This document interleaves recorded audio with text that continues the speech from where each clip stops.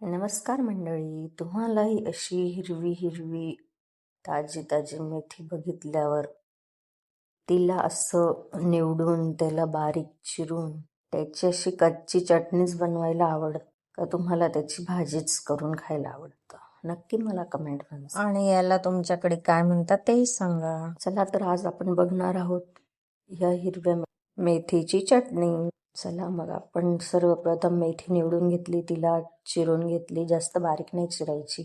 2 ते 3 पाण्याने धुवून घ्यायची. मस्त तिला एका बाउलमध्ये घ्यायचं. वरून 1 चमचा लाल तिखट, 1 चमचा काळं तिखट, मीठ, कांदा बारीक चिरून टाकायचा आहे, तेल टाकायचं आहे. हवं असल्यास तुम्ही वरून ठेचाही टाकू शकता मिरचीचा. त्यात शेंगदाण्याचं कूट टाकायचं आहे आणि हे सर्व मस्त मिक्स करून घ्यायचं आहे. हे बघू शकता तुम्ही किती सुंदर अशी चटणी झाली आणि मस्त एका भाकरीसोबत सर्व करायची.